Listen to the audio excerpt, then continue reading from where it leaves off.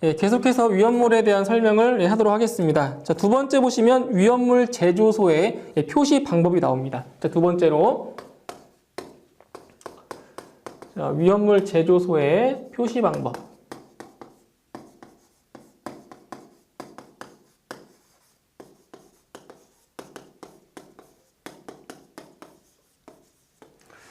자, 아마 여러분들께서 이게 지나다니시다가 뭐 위험물 탱크 같은 거를 보실 수가 있으실 거예요. 그 탱크에 보시면 뭐 물기 엄금이다, 아니면 화기 주의다, 화기 엄금이다, 이러한 막 표지 팻말 같은 것을 아마 보신 분들도 아마 계실 거예요. 지금 그거에 대한 이제 내용을 설명을 할 건데, 이제 위험물 제조소입니다.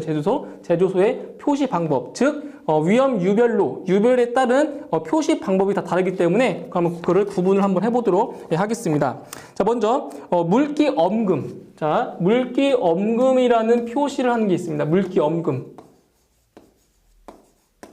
그러니까 물기를 엄격하게 금지시킨다는 얘기죠. 그러니까 물과 만나면 안 되는 물질. 바로 제1류 위험물이죠. 자, 물기 엄금에는 제1류 위험물.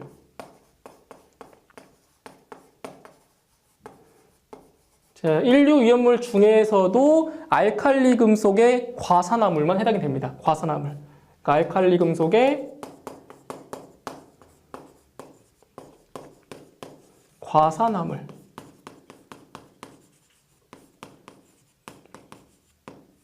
자, 그 다음에 이제 제3류 위험물 있죠. 제3류 위험물 중에서도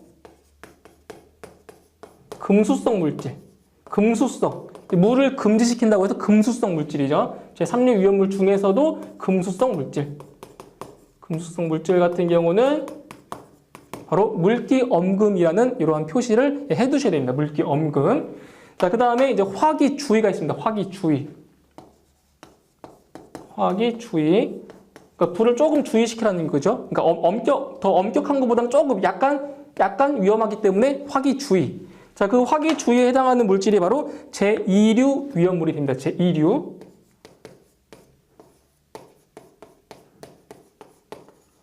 자, 제2류 위험물 중에서도 어떤 것이 제외가 되냐면 바로 인화성 고체는 제외입니다. 인화성 고체는 제외. 인화성 고체는 제외. 그러니까 인화성 고체를 제외한 다른 물질들은 전부 다 화기 주의가 되는 겁니다. 화기 주의.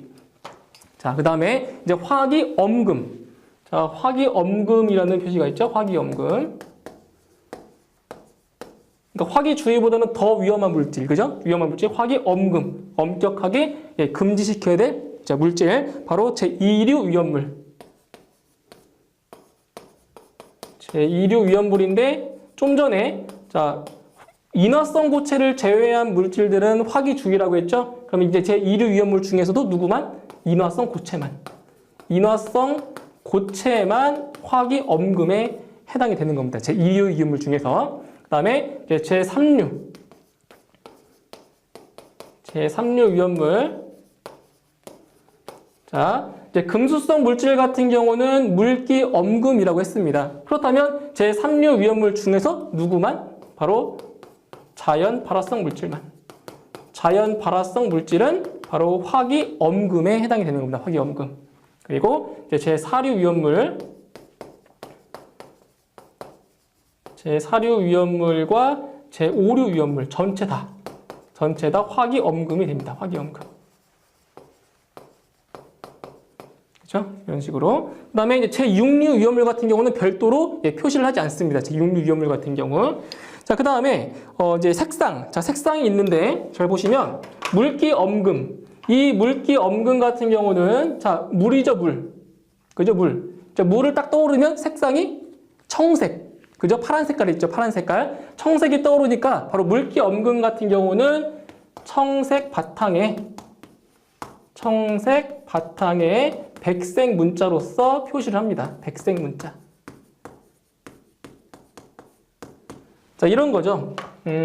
이런 식으로 이제 만약에 직사각형 모양의 이제 표시 팻말이 있다고 했을 때 이 바탕 색깔이 이렇게 청색 바탕이 되는 것이고, 그 다음에 이제 문자의 색상이 백색, 이런 식으로 물기 엄금 이런 식으로 써준다는 겁니다. 물기 엄금 같은 경우는 자, 그 다음에 화기주의나 화기엄금. 화기주의나 화기엄금 같은 경우는 좀 불이죠, 불. 자, 불을 피해야 되는 거기 때문에 불은 적색으로, 그쵸? 떠오르는 이미지가 적색이잖아요, 적색. 이건 적색 바탕에 백색 문자로 표시를 합니다. 백색 문자로. 자, 이것까지 알고 계셔야 되겠죠. 그죠? 청색 바탕에 백색 문자, 그리고 화기주의와 화기엄금은 적색 바탕에 백색 문자. 문자 색깔은 똑같습니다. 백색 문자로. 이런 식으로 구분해서 암기를 해두시면 되겠습니다. 자, 이제 그 다음에 세 번째. 자, 세 번째로는 위험 물질에 따른 저장 장소가 있습니다. 자, 위험 물질에 따른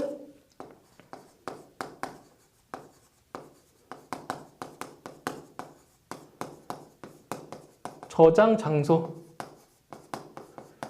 자, 이것도 이제 시험에 나오는 것들, 대표적인 것들만 암기를 해두시면 돼요. 되게 많겠지만 시험에 나오는 것들만 이렇게 암기를 해두시면 되는데, 자, 첫 번째, 자, 황린과 이황화탄소는 첫 번째, 황린과 이황화탄소. 자, 황린 같은 경우는 이제 삼류 위험물이죠, 그죠? 삼류 위험물이고. 그 다음에 이황화탄소 같은 경우는 제4류 위험물 중에서도 바로 특수이나물입니다. 특수이나물. 자, 황린과 이황화탄소 같은 경우는 어디에 저장을 하냐? 바로 물속에. 자, 물속에 저장을 시킵니다. 물속에. 이 황린 같은 경우는 비수용성 물질. 비수용성 물질이기 때문에, 자, 황린은 비수용성 물질입니다. 그러니까 비수용성이라는 것은 물에 녹지 않는다라는 거죠. 그래서 황린은 자, 물속에 저장을 하는데, 자, 중요한 것은 바로 이 황린을 저장을 할 때 포스핀 가스가 발생하기 때문에 반드시 산성도 9에 맞는 물에 저장을 시켜주는 겁니다. 자, 이거 시험에 출제가 되었던 겁니다. 황린은 산성도가 9, pH 9에 맞춰서 물속에 저장을 시켜줘야 됩니다. 자, 그 다음에 이황화탄소 같은 경우도 물속에 저장을 시켜주는 것이고, 자, 그 다음에 두 번째, 이제 금수성 물질로서 뭐 칼륨, 뭐 나트륨, 뭐 리튬, 그 다음에 뭐 마그네슘 같은 거 있죠? 마그네슘, 금속으로 되어 있는 거, 마그네슘. 자, 이런 것들은 자, 물과 만나면 절대 안 되죠. 자, 칼륨이나 나트륨, 리튬, 마그네슘 같은 경우 물과 만나면 바로 가연성 가스인 수소가 발생하기 때문에 상당히 위험하겠죠. 그렇기 때문에 자, 이러한 금수성 물질 같은 경우는 바로 알코올 속에 저장을 시켜주는 겁니다. 자, 하나 예를 들어서 이 칼륨, 자, 칼륨이 이제 물과 만나면 어떻게 되는지 한번 반응식을 한번 보여드리겠습니다. 칼륨 같은 경우. 자, 칼륨이 화학반 K죠, K. 그 다음에 H2O, 그죠? 물, H2O. 자, 만나서, 자, 뭐가 만들어지냐면, 바로, 수산화칼륨이 만들어지고, 여기에 바로 가연성 가스인 수소가 발생을 합니다. 수소가. 그게 2배가 되겠죠. 이런 식으로. 그래서 칼륨이 물과 만나서 가연성 가스인 수소가 만난다. 그렇기 때문에 물속이 아닌 바로 알코올 속에 저장을 시켜주는 겁니다. 아시겠죠? 자, 그 다음에 세 번째. 자, 세 번째는 니트로셀룰로스죠. 니트로셀룰로스.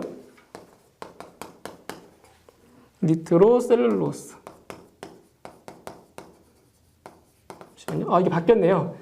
니트로셀룰로스가 알코올 속이고, 바뀌었네요. 죄송합니다.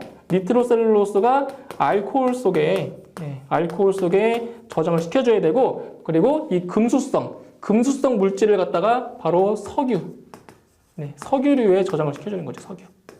그렇죠? 자, 니트로셀룰로스 같은 경우가 바로 이게 제5류이죠. 제5류 위험물. 그죠? 제5류 위험물로서 니트로셀룰로스 같은 경우는 반드시 알코올 속에 저장을 시켜줍니다. 이게 대표적인 것이기 때문에 이 세 가지만 암기를 해 두셔도 문제 푸시는 데는 큰 지장이 없습니다. 세 가지 암기해 주시면. 자, 그렇다면 이제 출제 예상 문제를 한번 보겠습니다. 출제 예상 문제. 자, 1번. 제1류 위험물로 그 성질이 산화성 고체인 것은, 자, 산화성 고체 같은 경우에 그 특징이 바로 땡땡땡 염류라고 했습니다. 땡땡땡 염류. 자, 1번에 황린은 제3류 위험물이네요. 다음 2번 아염소산 염류 보이시죠? 답은 2번이죠. 2번. 그죠? 염류. 다음 3번에 금속보는 제2류 위험물. 4번에 유황은 제2류 위험물에 해당이 됩니다. 답은 2번이 되겠네요. 2번. 자, 다음 2번 문제. 다음 제2류 위험물에 해당하는 것은 자, 1번에 유황. 그죠? 유황이 바로 제2류 위험물인 거죠. 유황. 2번에 질산칼륨. 질산칼륨은 제1류 위험물. 다음 3번에 칼륨. 칼륨은 제3류 위험물에 해당이 되고 4번에 톨루엔. 톨루엔 같은 경우는 제4류 위험물 중에 바로 제1석유류에 해당이 됩니다. 톨루엔. 답은 1번이 되겠습니다. 다음 3번 문제. 자, 자연발화성 물질 및 금수성 물질은 제 몇 류 위험물에 해당하는가? 자, 산가자, 인자산. 산가자. 자연 발화성 및 금수성 물질은 바로 산가자의 자. 바로 제3류 위험물에 해당이 되죠. 답은 3번의 3류 위험물이 되겠습니다. 자, 다음 4번 문제. 자, 자기연소를 일으키는 가연물질로만 짝지어진 것은 자, 여기서 자기연소를 하는 위험물이 바로 제5류 위험물이라고 말씀드렸습니다. 제5류 위험물. 답은 2번이 되겠네요. 2번. 질산 에스테르류, 셀룰로이드, 니트로 화합물. 이 바로 이 세 가지 물질들이 전부 다 제5류 위험물에 해당이 됩니다. 답은 2번이네요. 2번. 자, 다음 5번 문제.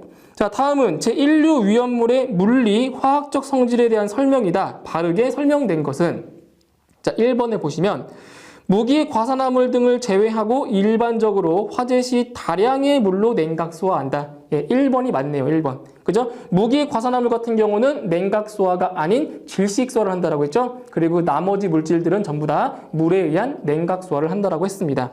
자, 2번 같은 경우는 가연성 고체이기 때문에 산화성 고체인 제2류 위험물과 혼촉하면 위험하고 그 외의 위험물과는 혼촉이 가능하다. 자, 제1류 위험물 같은 경우는 가연성 고체가 아니라 바로 산화성 고체인 거죠. 말이 바뀌었죠? 그죠? 산화성 고체입니다. 제1류 위험물은. 다음 3번에 산화성 액체로서 가연성이면서 자기반응성 물질이다? 틀렸죠. 산화성 액체는 제6류 위험물이죠. 제1류 위험물은 산화성 고체입니다. 다음 4번에 상온에서 액체 상태이며 반응 속도가 느리다. 아니죠? 자, 산화성 고체이기 때문에 상온에서는 고체 상태이면서 반응 속도는 상당히 빠르다라고 했습니다. 답은 1번이 맞겠네요. 1번. 다음 6번. 주수 소화를 할 수 없는 물질은 주수 소화라고 하는 것은 물을 뿌리는 거죠. 물을 뿌릴 수 없는 물질은 뭡니까? 바로 보기 중에 1번이죠. 1번. 리튬. 리튬 같은 경우는 물과 반응해서 가연성 가스인 수소를 발생하기 때문에 위험하다고 했습니다. 답은 1번에 리튬 같은 경우는 주수 소화를 절대로 할 수가 없는 물질입니다.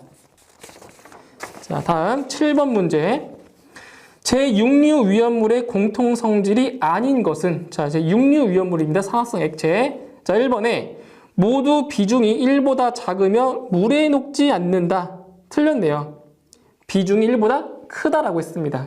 2번에 모두 산화성 액체이다. 맞죠? 3번에 모두 불연성 물질로 액체이다. 맞죠? 4번에 모두 산소를 함유하고 있다. 그래서 산소 공급은 된다라고 했었죠? 답은 1번이 틀린 답이 되겠습니다. 자, 다음 8번 문제. 제4류 위험물의 소화에 가장 많이 사용되는 방법은 자, 제4류 위험물 같은 경우는 인화성 액체라고 했습니다. 즉 유리화재, 유리화재를 일으키는 물질들인데 자, 가장 많이 소화되는 방법이 바로 공기를 차단시키는 바로 질식 소화가 되는 거죠. 그러니까 유리화재에서는 절대로 그 물을 뿌려서는 안 됩니다. 물을 뿌리시면 안 되고 반드시 공기를 차단시켜서 질식 소화를 시켜줘야 되는 겁니다. 답은 3번이 되겠습니다. 3번. 자, 다음 9번. 제2석유류에 해당하는 것으로만 나열된 것은 자, 제2석유류 같은 경우는 제4류 위험물 중에 하나라고 했죠. 제4류 위험물 중에 자, 제2석유류에 해당하는 것이 바로 3번의 아세트산과 아크릴산은 제2석유류에 해당이 되는 것입니다. 아시겠죠? 자, 다음 10번 문제. 자, 다음 위험물 중에서 특수 인화물이 아닌 것은 자, 여기서도 마찬가지로 특수 인화물이라고 하는 것은 제4류 위험물 중에 하나라고 했습니다. 제4류 위험물 중에 하나. 그때 1번 같은 경우는 아세톤. 아세톤은 제4류 위험물이 맞지만 특수 인화물이 아닌 바로 제1석유류에 해당이 됩니다. 나머지 디에틸에테르, 3번의 산화프로필렌, 4번의 아세트알데히드는 바로 특수 인화물에 해당이 되죠. 답은 1번이 되겠네요. 1번. 자, 다음 11번. 다음 물질 중 분자 내에 산소를 함유하고 있지 않은 액체 탄화수소성에 보관해야 하는 것은 무엇이냐? 바로 액체 탄화수소 중에 보관해야 한다. 바로 제3류 위험물에 해당이 되는 것입니다. 그럼 보기 중에서 제3류 위험물에 해당하는 물질이 바로 4번의 나트륨이 있죠? 답은 4번 나트륨이 되겠습니다. 자, 다음 12번 문제. 탄화칼슘이 물과 반응할 때 발생되는 기체는, 지난 시간에 말씀드렸었죠, 그죠? 탄화칼슘은 제3류 위험물로서 바로 탄화칼슘이 이제 물과 반응하면 바로 위험물질인 아세틸렌을 발생시킨다고 했습니다. 답은 2번의 아세틸렌이 답이 되겠네요. 자, 이번에는 이제 8번 기체의 부피에 관한 법칙에 대해서 설명을 드리겠습니다. 자, 8번째로. 자, 기체의 부피에 관한 법칙이 되겠습니다. 기체의 부피에 관한 법칙. 자, 총 이제 3가지의 법칙이 있는데, 자, 첫 번째 보일의 법칙. 다음 두 번째 샤를의 법칙.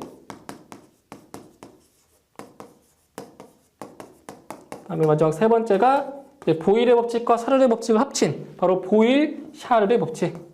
자, 보일, 샤를의 법칙이 있습니다. 세 가지가. 자, 이 세 가지 중에서도 시험에 자주 출제되는 법칙이 바로 이 샤를의 법칙이 가장 많이 출제가 되는 법칙입니다. 그렇죠? 샤를의 법칙을 중점적으로 이제 공부를 해두시면 되고, 자, 먼저 이제 보일의 법칙을 설명을 드리면, 이 보일의 법칙 같은 경우는 자, 어떨 때냐면 바로 온도가 일정할 때입니다. 온도가. 자, 온도가 일정할 때 기체의 부피는 바로 압력에 반비례한다. 압력에 반비례한다라는 법칙이 바로 보일의 법칙이 되는 겁니다. 이걸 이제 수식으로 써보면 이런 거죠. 보일의 법칙 같은 경우는 P1, V1은 P2, V2다. 자, 여기서 P1과 P2는 압력에 해당이 되는 것이고, V1, V2는 바로 기체의 부피에 해당이 되는 것입니다. 이게 바로 보일의 법칙을 설명해주는 그러한 식이 되겠네요. P1, V1은 P2, V2다. 그래서 기체의 부피는 압력에 뭐한다? 반비례한다. 라는 것.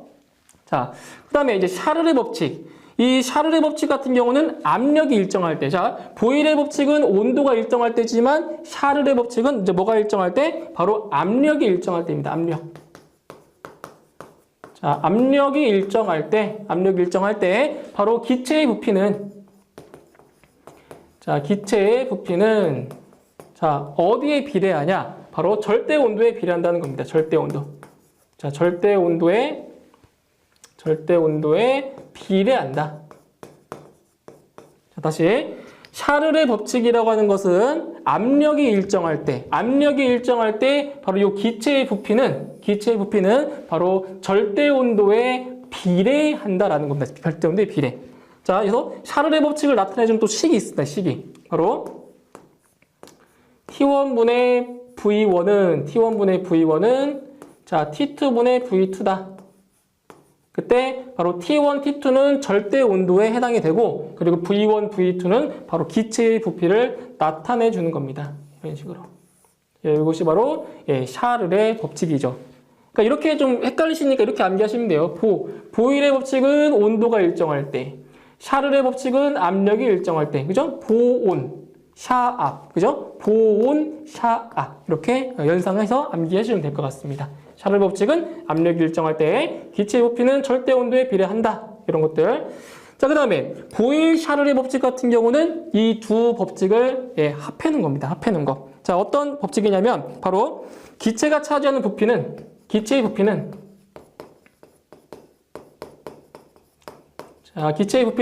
자, 보일의 법칙에 의해서 자, 압력에 반비례하고, 자, 압력에는 반비례하고, 그리고 절대 온도에는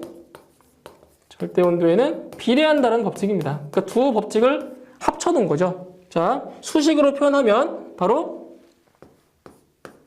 T1분의 P1, V1은 T2분의 P2, V2. 자, 이게 바로 보일-샤를의 법칙이 되는 것입니다. 자, 이 법칙 같은 경우는 이제 어떻게 나오냐면, 바로 계산 문제로 자주 출제가 되기 때문에 바로 이 공식 있죠, 공식. 이 공식을 알고 계셔야 문제를 푸실 수가 있는 겁니다. 자, 그렇다면 그 다음 페이지에 또 하나 또 있네요, 그죠? 이상기체 상태 방정식이라고 또 있죠. 네 번째. 이상기체 상태 방정식.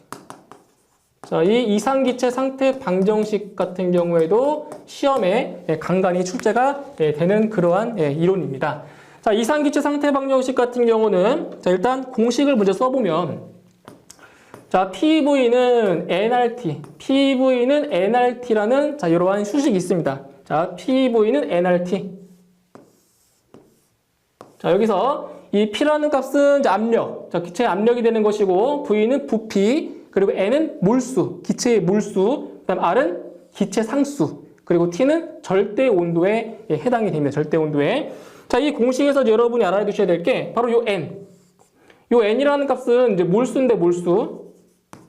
이 몰수라고 해주는 건데, 이 문제를 푸실 때 이 몰수가 안 나옵니다. 몰수가 안 나오고 그 기체의 분자량과 뭐 기체의 질량이 나오기 때문에 이 몰수를 다르게 표현을 할 수 있어야 됩니다. 바로 이 몰수라고 하는 것은 대문자 M분의 소문자 M. 자, 여기서 대문자 M 값이라는 것이 바로 기체의 분자량에 해당이 되고, 이 소문자 M 값이 바로 기체의 질량에 해당이 된다, 질량. 그러니까 질량 단위가 여기서 지금 킬로그램이고, 분자량이 킬로그램 퍼 몰이에요, 몰. 그렇기 때문에 요 몰, N이라는 값은 이 킬로그램이 삭제돼 버리면 1몰이 되는 거예요, 단위로 봤을 때도. 그래서 이 몰수라는 것은 기체의 분자량분의 기체의 질량이다라는 거, 이것도 알고 계셔야 이제 문제를 푸실 수가 있습니다. 이상기체 상태 방정식. 자, 이것도 이제 뒤에 가서 이제 출제 예상 문제에서 한번 예를 들어서 문제를 풀어보도록 하겠습니다. 자, 1번 문제. 자, 실내에서 화재가 발생하였을 경우 처음 실내의 온도가 21도에서 화재 시 실내의 온도가 650도가 되었다면 이로 인하여 팽창된 공기의 부피는 처음에 약 몇 배가 되는가? 단, 대기압은 공기가 유통하여 화재 전이나 후가 거의 같다고 가정한다. 자, 보세요. 대기압은 공기가 유통하여 화재 전이나 후가 같다? 즉, 압력이 일정하다라는 거죠. 즉, 압력이 일정하다? 무슨 법칙이에요? 압력이 일정하다. 보일의 법칙이에요? 샤를의 법칙이에요? 그죠? 압력이 일정할 때는 바로 샤를의 법칙이 되는 거죠. 샤를의 법칙. 자, 이제 1번 문제.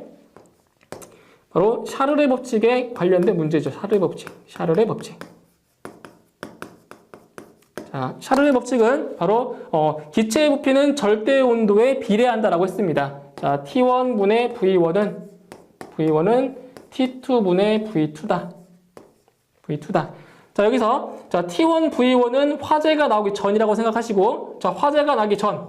그리고 T2분의 V2는 화재가 난 후입니다. 난 후. 자, 그럼 여기에서 화재가 난 후에 기체의 부피가 화재가 나기 전에 기체의 부피의 몇 배냐, 즉 V2가 V1의 몇 배냐, 이거를 물어보는 문제입니다. 그럼 이 식을 조금 변형을 해보면 자, V2는 바로 V2는 T1분의 T2 곱하기 V1이 되겠네요. 그죠? V2는 T1분의 T2 곱하기 V1. 이게 어떻게 나온 거냐면 양쪽 변에다가 T2를 곱한 겁니다. 양쪽 변에다가 그럼 T2를 곱해버리면은 T2가 약분이 돼서 남아있는 거는 요 V2만 남아있겠죠. 그죠? 그래서 V2는 T1분의 T2. 그죠? 분자에 있으니까 T1분의 T2 곱하기 V1이 나온 겁니다. 그렇게 되기 때문에 V2는 T1분의 T2 곱하기 V1. 이러한 식이 나오게 되는 거죠. 자, 이제 계산을 해보면 자, T1, T1과 T2는 절대 온도라고 했습니다. 절대 온도. 자, 절대 온도는 자, 화재가 나기 전에는 실내의 온도가 21도였습니다. 21도. 21도니까 바로 절대 온도는 273도를 더한다고 했죠. 섭씨 온도에 273 더한다고 했습니다. 273 플러스 21도. 자, 분해. 화재가 난 후에 실내의 온도는 650도라고 했습니다. 650도. 그럼 273 플러스 650이 되는 겁니다. 650 곱하기 V1. 자, 이 시 값을 계산을 하면 대략 3. 자, 대략 3 정도 나옵니다. 3 정도. 대략 3 정도. 그래서 3V1이다. 자, 다시 화재가 난 후에 공기의 부피는 화재가 나기 전에 공기의 부피의 몇 배? 바로 3배가 됐다라는 걸 알 수가 있는 거죠. 이게 바로 샤를의 법칙에 해당이 되는 겁니다. 샤를의 법칙. 자, 다음. 자, 2번 문제. 2번. 자, 표준 상태 11.2리터의 기체 질량이 22g이었다면 이 기체의 분자량은 얼마인가? 이 기체의 분자량은 얼마인가? 바로 이상기체 상태 방정식을 물어보는 거네요. 자, 2번 문제. 2번.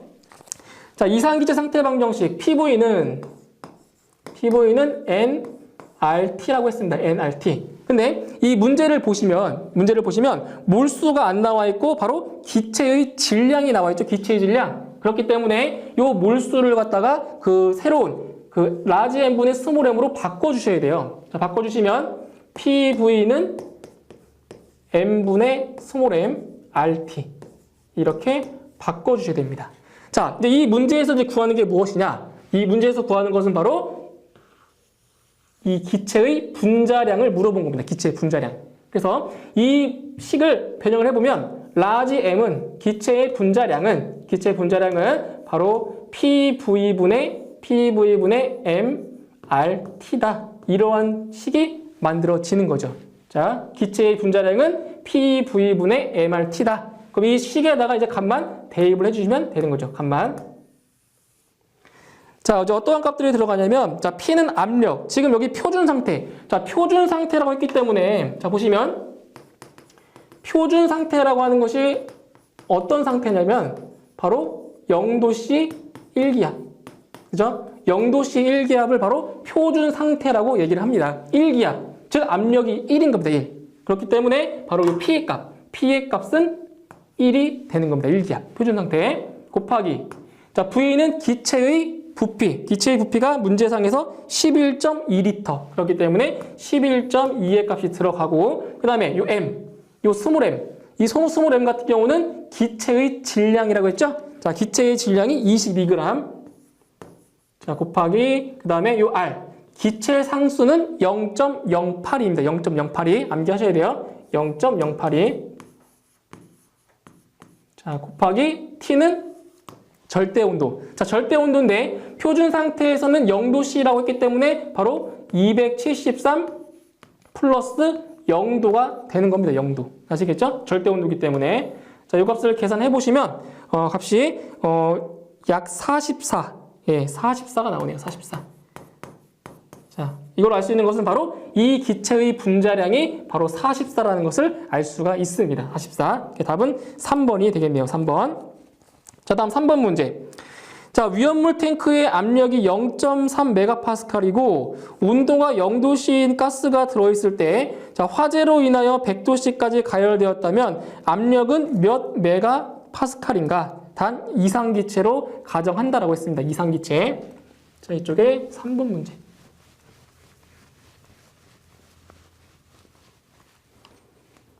자, 3번 문제를 보시면 3번 문제. 자, 이 문제는 바로 보일-샤를의 법칙에 해당이 됩니다. 보일-샤를의 법칙.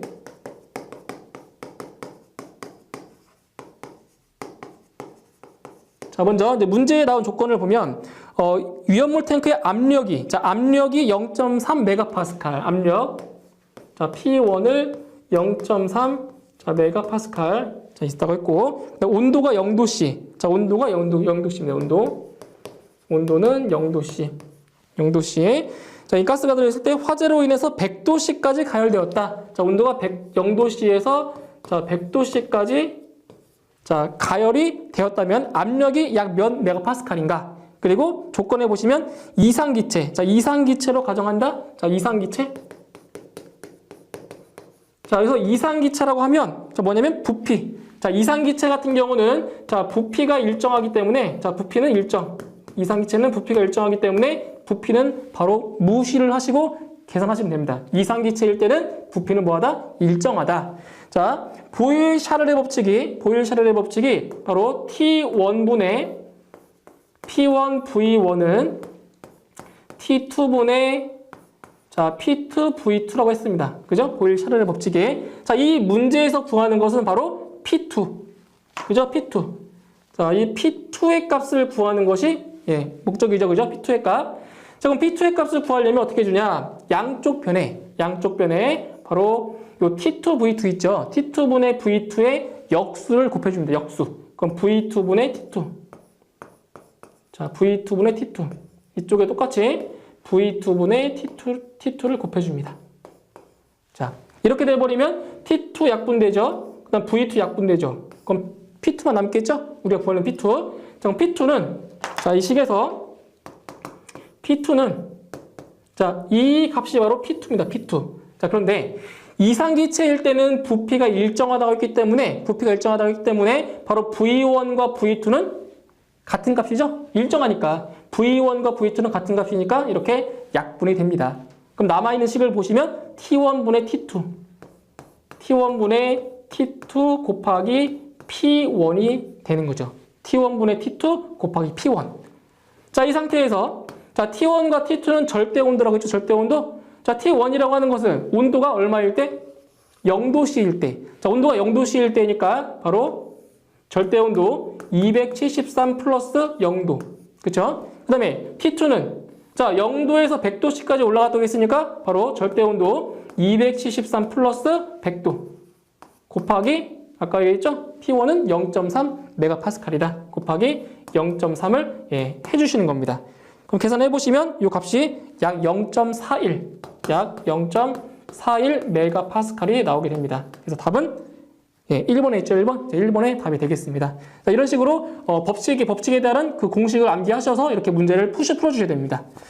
자, 이렇게 해서 이번 시간에는 기체의 법칙까지 알아봤고 다음 시간에 강의 이어가도록 하겠습니다. 수고하셨습니다.